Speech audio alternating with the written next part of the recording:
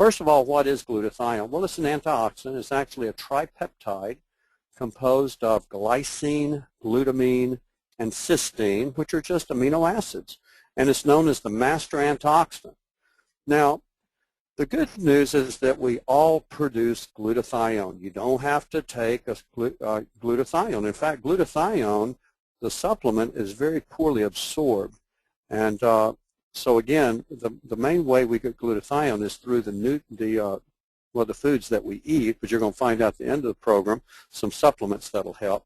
But the good news is we produce our own glutathione. The bad news is that there's many things that deplete our glutathione levels, like exposure to toxins and pollutants and even drugs and xenobiotics.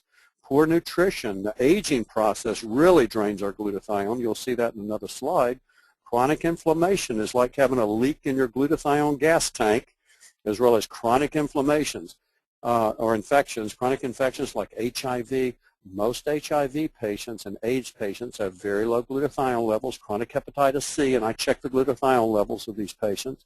They invariably have low glutathione, as well as chronic EBV, chronic degenerative diseases, and it could be chronic arthritis, it can be rheumatoid arthritis, it could be Alzheimer's, it could be Parkinson's like I talked about, it can be just chronic heart disease, chronic liver disease, chronic kidney disease. They typically have low glutathione levels because it depletes the body of glutathione, just degeneration.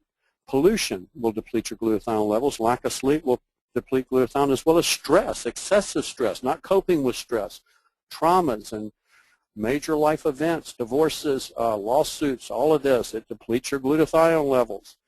And especially toxins deplete the glutathione. And realize there's almost 70,000 industrial chemicals that are found in common products, with 1,000 new synthetic chemicals introduced every year. And our body uses up glutathione when it detoxifies these chemicals. The EPA estimates that the average American may be carrying about 700 industrial chemicals in their body. 700 chemicals. Well, guess what that's doing? It's lowering the glutathione level. A CDC report resulted from 2,500 screenings of Americans for 148 industrial chemicals. They found that significant quantities of these chemicals were found in the bloodstreams in every individual tested.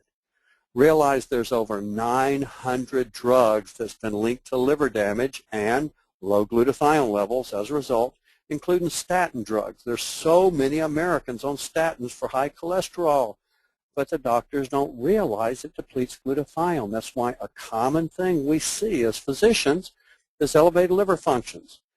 And that's why it's important to put these people on a glutathione boosting supplement, because it'll help to correct a lot of the liver function abnormalities. Hormone contraceptives, antibiotics, also chemotherapy drugs. The main drug and the drugs that cause cancer are your chemotherapy drugs. Yes, years after taking chemotherapy drugs, there's generally an increased risk of especially lymphomas and leukemias, and they deplete glutathione levels and affect the liver.